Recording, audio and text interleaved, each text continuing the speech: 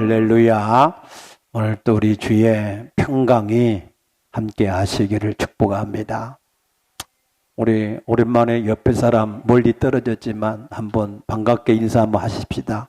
잘 오셨습니다. 네, 오늘도 좋은 일이 있을 줄로 믿습니다. 아멘. 우리 교회는 참 좋은 교회입니다. 왜 그렇습니까? 좋은 성도들이 함께 하기 때문인 줄로 믿습니다. 어떤 사람이 좋은 성도일까요? 하나님 교회 마음을 같이 하는 성도들, 하나님과 교회와 또 목회자와 마음을 같이 하려고 하는 사람들이 하나님 앞에 복 있는 사람들이요, 좋은 성도들인 줄로 믿습니다. 며칠 전에 어떤 권사님이 목사님 코로나 때문에 교회가 얼마나 어렵습니까? 얼마나 마음이 힘이 듭니까?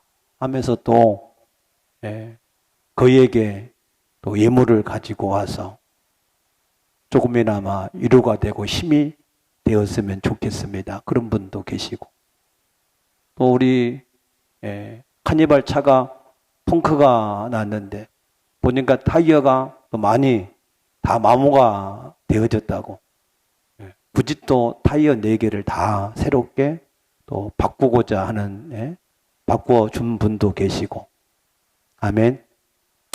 그러한 마음을 같이 하는 사람들이 있어서 하나님도 기뻐하고 주의 종도 힘이 나는 줄로 믿습니다. 그래서 우리 교회는 좋은 교회인 줄로 믿습니다. 아멘입니까? 예. 오늘 본문의 말씀은 예수님의 공생애 중에서 성전 숙정 작업을 했던 사건을 기록한 말씀입니다.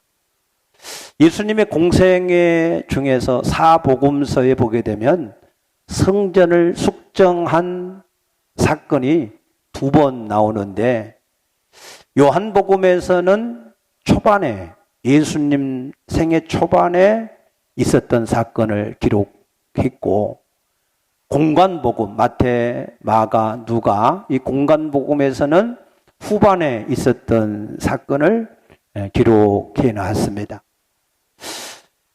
예수님 생애 가운데에 이 사복음서 기자가 이 성전 숙정 이 하신 사건을 모두 기록을 했다라고 하는 것은 거기에 중요한 의미가 있다, 그런 뜻입니다. 그래서 우리가 예수님이 왜 이 성전을 숙정하는 일을 하셨을까 하는 것을 오늘 잘 우리도 깨닫고 예수님이 원하시는 뜻을 우리가 따라서 살아야 될 줄로 믿으시기 바랍니다. 이 성전 숙정 사업을 할 때 오늘 여기 14절에 보시면 성전 안에서라고 하는 말씀이 나오는데, 성경에서 성전을 말할 때에 그 원어를 보게 되면은 2가지 원어를 쓰고 있습니다. 하나는 히에론이라고 하는 단어하고 하나는 나오스라고 하는 단어를 쓰는데, 나오스라고 기록된 말씀에서는 그 나오스는 성전 건물 자체만 말할 때는 나오스라고 하는 단어를 씁니다. 그러나 히에론이라고 하는 단어를 쓸 때는 성전 건물뿐만 아니라 성전 뜰까지 포함한 모든 성전을 가리킬 때는 히에론이라고 하는 단어를 씁니다. 그런데 오늘 여기에서는 히에론이라고 하는 단어를 썼습니다. 그래서 오늘 본문에 있던 사건은 성전 뜰에서 있었던 사건을 말씀합니다. 그 성전 뜰에서 무슨 일이 있었습니까? 짐승들, 재물들을 서로 매매하고 또 돈을 환전하는 그러한 일을 행했었습니다. 왜 유대인들은 이 성전 뜰에서 이런 짐승들, 재물을 서로 매매하고 돈을 바꾸는 환전을 했을까 하는 거예요. 원래 유대인들은 모세의 율법을 따라서 신앙생활을 하는 사람들입니다. 그런데 신명기 16장 16절에 보게 되면은 너희 가운데 모든 남자, 성경에서 남자라고 표현을 할 때에는 민수기 1장 3절에 20세 이상 된 사람으로 전쟁에 나갈 수 있는 사람을 지칭합니다. 그러니까 남자라고 표현하면은 20세 이상의 전쟁에 나갈 수 있는 남자를 말하는데, 이 모든 남자는 1년에 3번, 3번의 절기죠. 무교절, 칠칠절, 초막절. 이 3번의 절기에 하나님이 지정하신 곳, 어디를 지정하셨습니까? 예루살렘 성전. 그 지정한 곳으로 나와서 하나님 앞에 보이되 빈손으로 보이지 말고 하나님께서 각자에게 주신 복대로 힘써서 드리라 그랬습니다. 그래서 세계 각지에 흩어져 있는 모든 유대인들, 디아스포라는 이 세 절기가 되어지면 다 예루살렘으로 와야 했습니다. 그래서 하나님 앞에 그들의 하나님의 주신 복을 따라서 각각 예물로 하나님 앞에 나가야 했습니다. 그때 하나님 앞에 나갈 때에 그들이 드려야 되는 제물은 흠이 없어야 됩니다. 그 흠이 있는가 없는가를 검사를 누가 했습니까? 제사장들이 했습니다. 그런데 이 제사장들이 그 예물을 검사할 때 이 사람이 멀리서 예물을 가지고 왔다, 이런 예물들은 일부러 트집을 잡아서 다시 퇴짜를 넣습니다. 또 괜찮은 것도 또 그냥 이렇게 트집을 잡아서 퇴짜를 놓는 경우가 많습니다. 그래서 그걸 아시고 다시 가져갈 수도 없으니까 그냥 헐값에 이렇게 팔게 되어지면 그걸 되사가지고 다시 그들에게 비싼 값으로 파는 거예요. 저는 이제 이 본문을 보면서 그 공항 생각이 났어요. 공항에 처음 비행기 타러 들어갈 때는 이 100ml, 무슨 이런 이 액체는 100ml 미만을 가지고 와야 된다. 무슨 이 과일도 안 되고 뭐 안 되고 막 이거 조항이 굉장히 까다롭거든요. 그런데 비행기 안에 딱 들어가면 면세점에 가면은 아주 그보다 더 크고 많은 것들이 많아요. 그래서 이 사람들이 참 교묘하게 장사를 한다, 그런 생각을 했는데 이 성전에서도 그런 일이 벌어진 거예요. 그래서 하나님께 드려야 될 예물을 가지고 괜히 트집을 잡고 퇴짜를 넣고 다시 그걸 이 대사 가지고 비싸게 파는 그런 일들로 그들이 장사를 했습니다. 또 이 20세 이상 된 사람은 하나님 앞에 성전세를 내야 되는데 반세계를 내야 됐습니다. 그런데 그 성전세를 낼 때 그들이 가지고 있는 주화에 이방 나라의 임금들이나 우상의 형상이 있으면 성전세로 드릴 수가 없었습니다. 순도, 은의 순도가 좋은 것으로만 성전세를 낼 수가 있었습니다. 그래서 이 사람들이 그곳에 와서 돈을 환전을 해야 되는데 보통 6월절 20일 전부터 환전소를 만들어 놓고 거기서 환전을 해줍니다. 근데 문제는 그 환전을 하는 이 환전세가 12.5%나 됩니다. 굉장히 비싼 이자지요. 요즘 우리나라에는 보통 3 내지 4 이 정도밖에 안 하는데, 아무튼 우리나라 저축은행 제3금융권에서 보다 더 높은 금리에 그런 돈을 받은 겁니다. 그러니까 제사장들이 자기들의 직권을 가지고 그 일에도 간섭을 해서 거기서도 또 많은 이득을 취해서 그걸 가지고 자기들의 권력을 지키는데 사용하는 그러한 일들을 그들이 행했었습니다. 그래서 오늘 여기 14절에 보면은 예수님께서 그 성전 안에서 소와 양과 비둘기 파는 사람들과 돈 바꾸는 사람들이 앉아 있는 것을 보시고 그랬는데, 여기서 보셨다 하는 이 단어의 뜻은 어떤 단어냐면 휴렌이라고 하는 단어입니다. 이것은 어떤 것을 집중해서 찾아서 일부러 보았다 그런 뜻이 아니고, 그냥 우연히 일반적으로 그냥 만연해 있는 그러한 일을 보았다는 겁니다. 예수님이 옥의 틀을 찾듯이 어떤 흠을 막 찾아서 보신 것이 아니라 그 성전 뜰 안에 만연되어져 있는 그들은 죄악성을 예수님이 보셨다라고 하는 말씀입니다. 그런데 이 일에 대해서 예수님의 반응이 굉장히 의외의 반응을 하신 걸 볼 수 있습니다. 15절에 보면은 예수님이 뭐 하셨습니까? 노끈으로 채찍을 만드사 그랬어요. 그리고 양이나 소를 다 내쫓으시고, 또 돈 바꾸는 사람들의 돈을 쏟아버리시고, 상도 엎어버리시고, 비둘기 파는 사람들의 의자도 엎어버리시는 굉장히 분노 가운데 그 모든 것을 다 뒤엎어 버리시는 것 같은 그러한 모습을 나타냈습니다. 이런 것은 예수님의 평상시 모습과는 전혀 다른 대조적인 그런 모습이지요. 예수님은 평상시 어떤 분이셨습니까?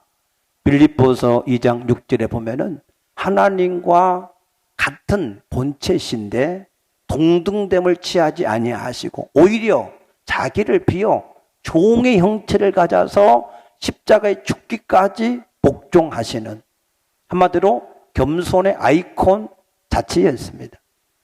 또 마태복음 11장 29절에 보면은 예수님도 스스로 말씀하시기를 나는 마음이 온유하고 겸손하다 그러셨습니다.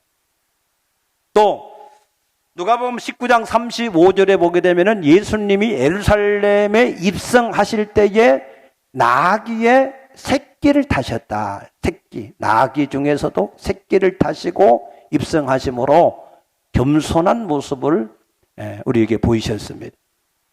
또 요한복음 요한일서 4장 8절에 보게 되면은 하나님은 사랑이시다 그랬는데 예수님은 사랑 자체셨습니다.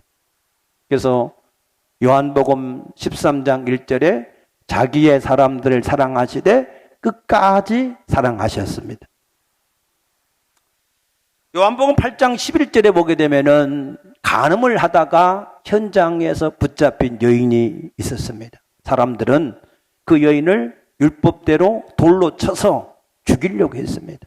그때도 예수님은 그 여인을 감싸서 그 죄를 그에게 돌리지 않고 그를 용서하고 다시는 죄를 짓지 말라고 살려서 돌려보내주신 분입니다. 마태복음 9장 9절에 보게 되면은 이 세관에 앉아있던 세리 마태를 부르셨다 그랬습니다. 이 세리들은 모든 사람들이 다 아는 죄인들입니다. 매국자고 또 착취하고 또 민족을 괴롭히는 그런 대표적인 그러한 죄인으로 낙인 찍힌 사람들입니다. 그래서 거지들도 세리가 주는 적선은 받지 않겠다라고 할 정도로 이 세리들을 죄악시했습니다. 그런데 예수님은 그러한 세관에 앉은 마태를 부르셨어요. 제자로 삼으셨어요. 그리고 그의 집에 들어가서 세리들과 많은 죄인들과 함께 먹고 마셨습니다. 그것을 비난하는 사람들을 향하여서 예수님은 이렇게 말씀하셨습니다. 병든 건강한 사람에게는 의원이 쓸데없고 병든 사람에게 의원이 필요한데 나는 의인을 부르러 온 것이 아니라 죄인을 부르러 왔노라. 믿습니까? 예수님이 죄인을 부르러 오셨기 때문에 저와 여러분이 오늘 이 자리에 구원받은 자로 있는 줄로 믿습니다. 예수님이 특별한 기준을 가지고 거기에 합당한 사람들을 부르러 오셨다 이러면 아무도 그런 기준에 이르지 못할 것인데 예수님은 우리를 사랑하시되 아직 우리가 죄인 되었을 때 우리를 있는 그대로 사랑을 해 주셔서 오늘 저와 여러분이 구원을 받는 줄로 믿습니다. 또 예수님은 자기를 배신한 가룟 유다를 끝까지 사랑하셨고 또 자기 면전에서 예수님을 3번이나 부인했던 베드로를 다시 찾아가셔서 그를 사랑하시고 그를 하나님의 귀한 일꾼으로 세우신 줄로 믿습니다. 그런데 왜 예수님은 그런 은혜와 긍휼과 사랑이 풍성하신데 왜 오늘 본문에서는 이렇게 진노하실까? 이렇게까지 진노하시며 봉계를 쏟아버리시고 의자를 다 엎으시고 상을 엎으시고 채찍을 가지고 내쫓으시는 이런 일들을 하셨을까 하는 거예요. 그 이유를 16절에서 이렇게 밝히고 있습니다. 비둘기 파는 사람들에게 이르시되 이것을 여기서 가져가라. 내 아버지의 집으로 장사하는 집을 만들지 말라 그랬습니다. 원래 아버지 집은 어떤 집이었습니까? 이사야서 56장 7절 말씀 보게 되면 내가 곧 그들을 나의 성산으로 인도하여 기도하는 내 집에서 그들을 기쁘게 할 것이고 그들의 번제와 희생 제물을 받으실 것이다 그랬습니다. 아버지 집은 기도하는 집입니다. 거기에서 번제와 희생 제사를 받으시는 곳이 되어서 만민이 기도하는 집이 될 것이다 라고 일컬어지게 될 것이다 그랬습니다. 그 말은 하나님의 집 성전에서는 번제와 희생 제사 우리의 모든 죄를 씻어내는 사함받는 죄사함의 길을 증거하고 그리고 하나님을 만나고 그 만난 하나님의 말씀을 따라서 이제 새로운 삶을 살아가는 일을 하게 하는 그곳이 하나님의 성전이라는 것입니다. 믿습니까?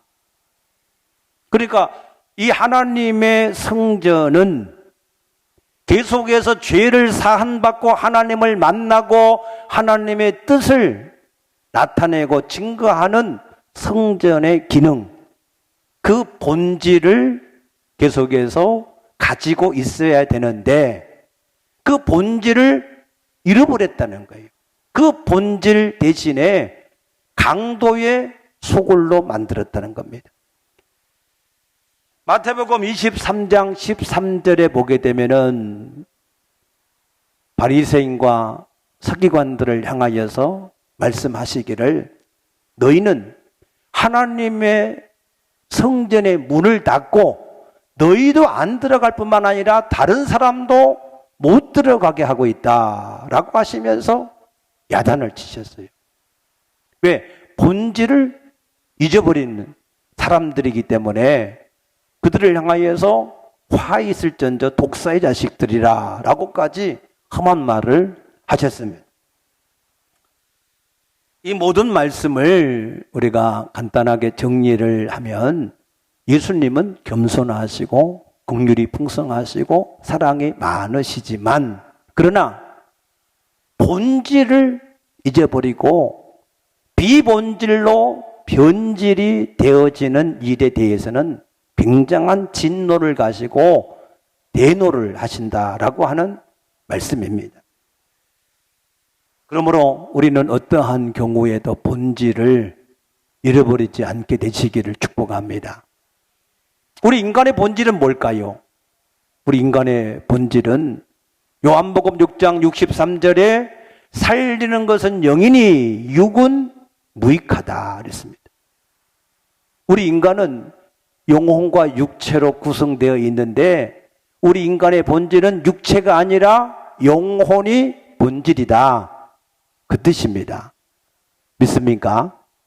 우리 인간의 본질이 영혼인 것을 믿으십니까? 네, 믿으시기를 축복합니다. 요한복음 6장 26절에서는 너희가 나를 찾는 것은 표적을 본 까닭이 아니라 떡을 먹고 배부른 까닭이다. 너희는 썩어질 양식을 위해서 일을 하지 말고 영생하는 양식을 위해서 일하라 그랬습니다. 너희 육체에 먹고 사는 것을 위해서 살아가지 말고 내 영혼을 위해서 살라라고 하시는 말씀입니다. 마태복음 10장 28절에도 몸은 죽여도 영혼은 능히 죽이지 못하는 자들을 두려워하지 말고 오직 몸과 영혼을 지옥에 영원히 던질 수 있는 하나님을 두려워하며 살라 그랬습니다. 우리 인간의 본질은 육체가 아니고 영혼이기 때문에 이 세상의 것들은 아무리 최악의 발악을 해도 기껏 해봐야 우리 육체의 몸을 죽이는 것밖에 못하기 때문에 그걸 두려워하지 말라는 거예요. 그리고 우리 영혼을 영원한 지옥불에 던질 수 있는 하나님을 두려워하고 살라라고 하는 말씀입니다. 믿습니까? 그래서 베드로전서 3장 3, 4절에도 권면하기를 너희는 단장을 할 때에 너희 머리를 꾸미고 금을 차고 아름다운 옷을 입는 것으로 단장하지 말고 내 마음에 숨은 사람을 위하여 단장하라. 이것이 하나님 앞에 값진 것이니라 그랬습니다. 아멘. 그렇기 때문에 우리는 우리의 인생의 인간의 본질은 영혼이기 때문에 우리는 영혼을 먼저 하나님 앞에 잘 되게 하는 이 본질을 잃어버리지 않고 사는 것이 지혜로운 사람이요 복 있는 사람인 줄로 믿습니다. 왜냐하면 이 본질인 영혼이 잘 되면 요한 3서 1장 2절에 말씀하신 것처럼 사랑하는 자여 내 영혼이 잘됨과 같이 범사에 잘되고 강건하리라 하셨습니다. 우리 영혼이요 하나님과 인격적인 만남과 교제와 인도하심과 그 하나님이 기뻐하는 삶을 우리 영혼이 되어지면 마음도 평안하고 우리 마음이 평안하면 육체도 강건해지고 우리 하는 모든 일들도 형통하게 될 줄로 믿습니다. 그러므로 여러분 우리 인생의 본질은 육체가 아니라 영혼임을 항상 기억하고 살 수 있게 되기를 축복합니다. 그렇다면 예수님이 굳이 이 땅에 오시어서 이루시고자 하는 가장 중요한 본질은 무엇일까? 그렇지요? 예수님이 왜 이 땅에 오셔서 십자가에 죽으시고 부활하시면서까지 이루시고자 했던 가장 중요한 본질은 무엇일까 하는 것을 우리가 분명히 아셔야 됩니다. 예수님이 공생애를 시작하시면서 첫 번째 하신 말씀이 마태복음 4장 17절 말씀인데 그 말씀에 회개하라 천국이 가까이 왔느니라 그랬습니다. 천국 하나님의 나라 The Kingdom of Heaven 바실레이아 그 하나님의 나라를 위해서 이 땅에 오신 분이 예수님이십니다. 믿습니까? 그래서 요한복음 18장 36절에 보게 되면 예수님과 빌라도 총독이 서로 마지막 신문을 할 때에 빌라도가 그렇게 얘기합니다. 내 나라, 내 사람들이 제사장들이 나를 너를 내게 넘겼다 그랬어요. 내 나라 사람들이 너를 내게 넘겼다는 거예요. 근데 예수님은 그 말에 대해서 동의를 안 했어요. 예수님이 뭐라고 말씀하셨느냐면 내 나라는 이 세상에 속한 나라가 아니다. 만약에 내 나라가 이 세상에 속한 나라였으면 내 종들이 싸워서 나를 너희들에게 넘기질 않았을 것이다 그랬어요. 예수님은 하늘의 12군단이 되는 그러한 천사들을 불러서 얼마든지 세상을 이겨낼 수 있는 그러한 능력을 가지신 분이신 줄로 믿습니다. 그런데 예수님이 이루고자 하는 나라는 이 세상의 나라가 아니기 때문에 그렇게 안 했다는 거예요. 마태복음 6장 10절에도 우리에게 날마다 기도하기를 가르쳐 줄 때도 하나님의 나라가 임하게 해달라라고 기도하라고도 말씀하셨습니다. 분명하게 예수님이 이루기 원하는 것은 하나님의 나라가 이 땅에 임하는 일을 위해서 오신 분이 예수님이라고 하는 사실입니다. 믿습니까? 그래서 예수님은 이 세상에 속한 어떤 나라가 되기 위해서 오신 분이 절대 아니다 하는 사실입니다. 그런데도 사람들은 자꾸만 그 예수님을 잡아서 왕으로 삼으려고 해요. 요한복음 6장 15절에 보게 되면은 예수님이 오병이어의 역사를 일으켰을 때 사람들이 억지로 예수를 잡아다가 자신들의 왕으로 삼고자 한다 했습니다. 또 마태복음 20장 20절에도 보게 되면은 이 예수님의 제자들까지도 그 예수님의 나라가 이 땅에 이루어지는 줄 알고 야고보와 요한은 그 어머니 세베대가 하나는 내 아들은 오른편에 앉히고 내 또 다른 아들은 왼편에 앉혀 달라고 요청을 했습니다. 그 이야기를 들은 다른 제자들도 마음에 분이 가득해서 내가 앉아야 되는데 너희가 다 차지하면 우리는 뭐가 되냐 하고 서로 마음에 분이 가득해 싸웠다는 거예요. 그러나 그게 끝나지 않고 사도행전 1장 6절에 보게 되면은 예수님이 승천하시기 바로 직전까지 그들이 또 묻습니다. 이스라엘 나라를 회복하심이 어느 때입니까? 라고 묻습니다.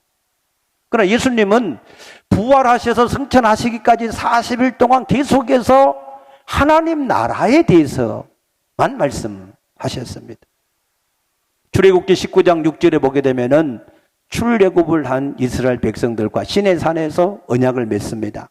너희가 내 말을 듣고 내 약속을 지키면 내가 너희를 제사장 나라가 되게 하고 내 백성이 되게 하겠다 그랬습니다. 이 세상의 나라가 아닙니다. 이 세상에 속한 나라가 아니라는 것을 분명히 말씀하신 것입니다. 마태복음 16장 18절에도 보게 되면 예수님이 내 교회를 내가 세우시겠다 그러셨습니다. 그 교회를 우리가 에클레시아라고 말합니다. 그 뜻은 세상에서 불러내어 모은 자들. 아멘. 그리스도인들은 뭐냐? 장망성, 장차 망하는 세상에서 그 세상에서 불러 모아 놓은 사람들이 그리스도인인 줄로 믿으시기 바랍니다. 거기가 하나님의 나라의 시작인 것을 믿으시기 바랍니다. 그리스도인들은 세상에 속하기 위해서 구원시킨 사람들이 아니에요. 그 세상 속에서 불러내서 따로 하나님의 나라를 이루기 하기 위해서 불러낸 사람들이 바로 저와 여러분들 그리스도인인 줄로 믿습니다. 그래서 마태복음 16장 6절에서 예수님은 굉장히 중요한 말씀합니다. 마태복음 16장 6절 우리 한번 중요하니까 한번 찾아보십시다. 시간이 조금 가더라도 한번 찾아보시죠. 마태복음 16장 6절에 보시면 예수께서 이르시되 삼가 바리새인과 사두개인들의 누룩을 주의하라 그랬어요. 바리새인들과 사두개인들의 누룩이 뭐예요? 그들이 가지고 있는 사상, 생각. 이 사상을 조심하라는 거예요. 조심. 당시에 이 사두개인들은 제사장 가문에 속한 사람들입니다. 그래서 이 사두개인들이 그 시대의 기득권자고 집권자고 또 지배층에 속한 사람들이었습니다. 한마디로 얘기하면 여당, 오늘날 얘기하면. 그리고 이 바리새인들은 야당이에요, 야당. 그래서 이 야당이 항상 주장하는 게 자기의 의를 주장하는 겁니다. 바리새인들은 자신들의 도덕적인 의가 더 사두개인들보다 뛰어나다라고 하는 것을 항상 주장하는 사람들입니다. 그런데 예수님은 이 바리새인이나 사두개인들의 누룩에 거기에 빠지면 안 된다는 거예요. 오늘날로 표현을 하면 보수나 진보나 그 사상에 그리스도인들이 빠지면 안 된다는 겁니다. 그 누룩을 주의하라는 거예요. 믿습니까? 오히려 예수님은 뭐라고 그러셨느냐? 마태복음 5장 14절에 보게 되면은 너희는 세상에 뭐라고요? 빛이다. 빛. 빛이 왜 필요하죠? 어둠에 있는 사람들을 구원하기 위해서, 빛으로 나오도록 하기 위해서 비추는 것이 빛입니다. 그래서 이사야서 60장 1절에 보게 되면은 일어나라, 빛을 발하라 그랬어요. 왜? 어둠이 땅을 덮었고 캄캄함이 만민을 가렸기 때문에 그렇다는 겁니다. 그래서 빛을 비추면 나라들은 내 빛으로, 왕들은 비치는 그 광명으로 나오리라고 말씀하셨습니다. 그런데 만약에 우리가 그 빛을 비추지 아니하고 바리새파나 사두개파나 보수나 진보에 우리가 속해버리면 그러면은 같이 어둠에 속한 자가 될 수밖에 없습니다. 소경의 소경을 인도하면 어떻게 돼요? 같이 구덩이에 빠질 수밖에 없습니다. 예수님은 바리새파나 사두개파에 속하기 위해서 오신 분이 아닙니다. 예수님은 바리새파나 사두개파의 사람들을 구원하기 위해서 오신 줄로 믿습니다. 우리 그리스도인들은 보수나 진보에 속하기 위해서 있는 사람들이 아니라 보수나 진보를 구원하기 위해서 하나님이 세상에서 어둠에서 우리를 불러낸 줄로 믿으시기 바랍니다. 믿습니까? 그러므로 교회는 진보도 보수도 되어서는 안 됩니다. 오직 하나님 나라의 빛을 가지고 사는 공동체가 되어지므로 세상의 어둠에 속한 자들을 구원해야 되는 공동체인 것을 믿으시기 바랍니다. 여러분, 만약에 예수님이 사두개인들에게 속하면, 아니면 바리새인들에 속하면, 그러면 그들이 사두개인이 다 되겠습니까? 바리새인이 다 되겠습니까? 아니에요. 오히려 대적자가 될 뿐입니다. 거기에는 진리가 없습니다. 우리 모든 성도들은 우리가 진보가 되면 보수를 구원할 수 있습니까? 보수가 되면 진보를 구원할 수 있습니까? 아닙니다. 우리는 오히려 그 속에서 빠져나와서 참된 하나님의 나라의 복음을 가지고 빛을 비추어야만 우리가 그 모든 자들을 구원할 수 있을 줄로 믿으시기 바랍니다. 그래서 우리 교회의 정체성을 분명히 밝힙니다. 우리는 진보도 보수도 아닙니다. 우리는 오직 하나님의 나라, 예수 그리스도의 복음, 그 복음을 위해서 하나님의 공동체가 된 줄로 믿습니다. 우리 교회는 그렇게 되어지기를 소망합니다. 이 초대교회에는 계속해서 많은 이단의 사상들이 교회를 어지럽혔습니다. 요한일서 4장 1절에 보게 되면은 사랑하는 자들아 영혼을 다 믿지 말고 그 영이 하나님께 속하였는가를 먼저 분별을 하라 그랬어요. 요한 2서 7절에도 보면 미혹하는 자가 세상에 많이 나왔다 그랬고, 유다서 4절에도 보게 되면은 교회에 가만히 들어온 자들이 있어서 내가 본래 쓰려고 했던 편지보다도 그들을 경계하라고 내가 편지를 쓴다라고 말씀했습니다. 그 이단의 영들이 초대교회에 보게 되면은 요한계시록 2장 6절에 보면은 니골라 당이라고 하는 그 속에 들어가서 역사했고, 또 14절에 보게 되면은 발람의 교훈을 가지고 또 역사를 했고, 20절에 보게 되면은 이세벨, 이 여자 이세벨의 또 사상을 쫓는 그러한 속에서 역사를 했습니다. 사도행전 15장 1절에도 보게 되면은 율법주의자들이 또 교회의 역사를 했고, 영지주의자들이 계속해서 역사를 했고, 쾌락주의자들이 계속해서 교회의 공동체를 어지럽게 했습니다. 그들 속에서 역사하는 영이 무엇이죠? 미혹하는 영이고 사단의 영입니다. 그러면 그 미혹하고 혼미하게 하는 그 영이 지금은 어디 갔을까요? 어디 가서 그 영이 있을까요? 그 영은 예수님이 오시기 전까지는 이 땅에서 계속해서 성도들을 미혹하는 일을 하고 있을 것인데, 그 영이 지금은 어디가 있다고 생각하십니까? 저는 그 영이 지금 세상에 자본주의자들 속에, 사회주의자들 속에 들어가서 역사한 줄로 압니다.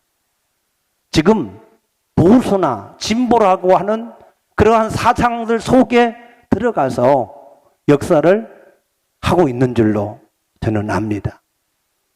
그러므로 우리는 이 보수나 진보 그 어떤 사상 속에 우리가 들어가서는 안 됩니다.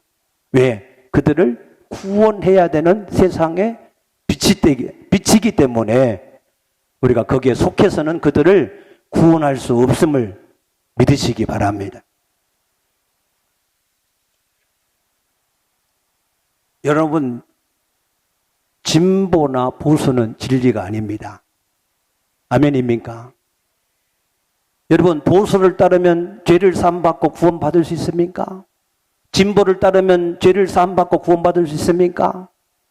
거기는 진리가 없습니다.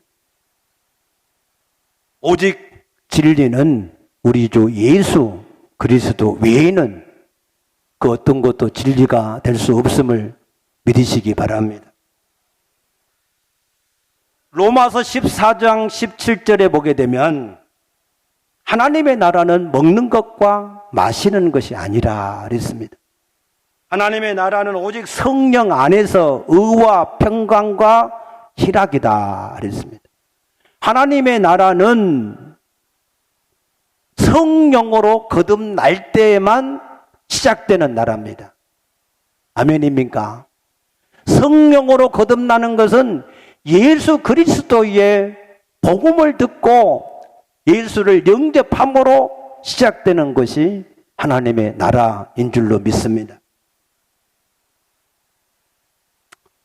그래서 우리는 예수님이 이 땅에 그토록 이루기 원하셨던 그 하나님의 나라, 그 나라를 위해서 우리가 살아야 되는데, 그 나라는 오직 성령으로 거듭난 사람들이 성령을 따라서 그 성령의 뜻을 이루기 위해서 살아갈 때 그 나라가 이 땅에 이루어지게 될 줄로 믿습니다.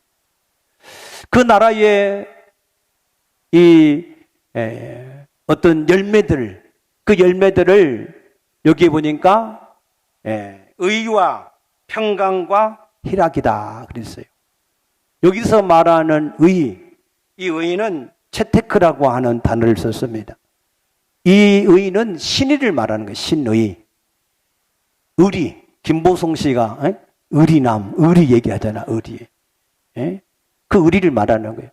하나님과 우리가 인격적인 의리가 있는 의.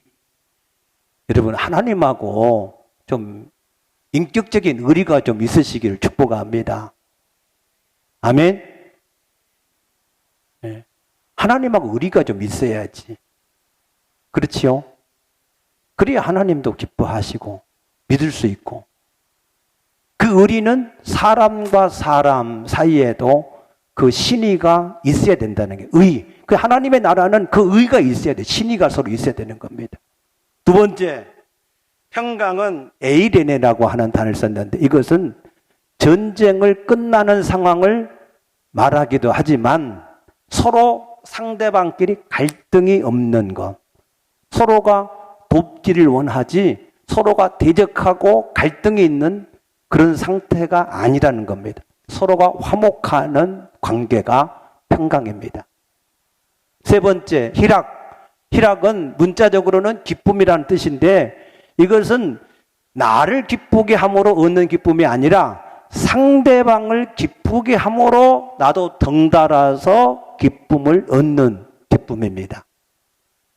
그래서 여러분이 성령 안에서 의를, 평강을, 희락을 가지심으로 하나님의 나라가 여러분에게 임하게 되기를 축복합니다. 할렐루야. 한마디로 하나님의 나라의 개념은 뭘까? 도대체 하나님 나라는 뭐라는 것일까? 한마디로 딱 정리하면 하나님의 나라는 하나가 되게 하는 개념입니다. 믿습니까? 왜 그렇습니까? 우리 하나님은 지역적인, 민족적인, 계파적인 그런 하나님이 아니에요. 우리 하나님은 만왕의 왕이시고 만주의 주인이시고 모든 사람의 아버지이신 줄로 믿습니다. 그렇기 때문에 하나님은 딱 한 가지예요. 한 가지. 그 하나님의 나라가 하나가 되기를 원하시는 거예요. 그래서 디모데전서 2장 4절에 하나님은 모든 사람의 구원을 받으며 진리를 아는 데 이르기를 원하신다 그러셨어요.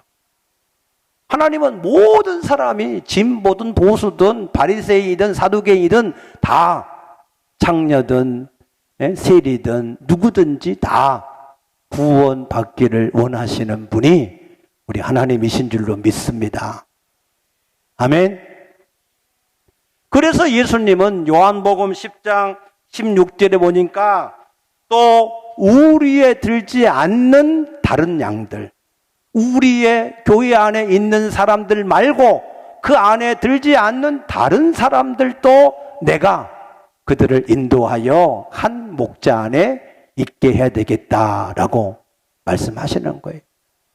예수님은 교회 안에 우리 그리스도인들만 사랑하는 것이 아니라 아직 교회 울타리 안에 들어오지 않는 그 모든 사람들도 그들이 함께 구원받기를 간절히 원하고 계신 줄로 믿으시기 바랍니다.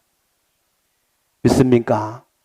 그러므로 우리는 보수도 위에서 기도하고 진보도 위에서 기도하고 그들에게 똑같이 복음을 전해서 그들도 똑같이 구원을 받게 하는 그러한 하나님 나라의 사람들이 우리가 되어야 할 줄로 믿으시기 바랍니다. 예수님은 그 일을 위해서 우리에게 오셨습니다. 어떻게 우리가 그 일을 이룰 수 있는가? 그 하나님 나라를 이룰 수 있는가? 로마서 15장 1절에 강한 자가 약한 자의 약점을 담당하라 그랬습니다. 자기를 기쁘게 하지 말고 상대방을 기쁘게 하라 그랬습니다. 왜? 예수님도 평생 동안 자기를 기쁘게 하지 않고 나같이 죄인된 우리를 기쁘시게 하기 위해서 사셨기 때문에, 그래서 우리도 그 주님과 같이 약한 자를 오히려 우리가 잘 돌보고 감싸서 그들도 함께 하나님의 나라의 자녀들이 되게 하기를 위해서 우리가 살아야 된다 말씀하신 줄로 믿습니다. 사랑하는 우리 동행가족 여러분, 우리 그리스도인들의 본질은 하나님의 나라 안에서 하나님의 나라를 확장하는 일을 하는 것이 우리의 본질인 줄로 믿습니다. 우리가 세상에 어떤 계파에 속해버리면 우리는 그 세상의 다른 사람들을 결코 구원할 수가 없습니다. 우리는 어둠 세상의 빛으로서 그 어둠에 있는 모든 사람들을 구원하도록 그 어둠 속에서 불러내서 따로 세상의 빛으로 세우신 것이 하나님의 뜻이요, 하나님의 이 땅에서 이루시는 그 하나님의 나라인 줄로 믿으시기 바랍니다. 아멘입니까? 그래서 저는 우리 교회만이라도 니골라 당도 아니고 이세벨 당도 아니고 또 바리새파도 아니고 사두개인도 아닌 예수 그리스도의 참된 그 나라의 빛으로 세상을 비추어서 구원하는 그러한 교회가 되어지기를 진심으로 간절히 부탁하고 축복합니다. 여러분, 세상의 빛으로 살게 되시기를 축복합니다. 기도하십시다.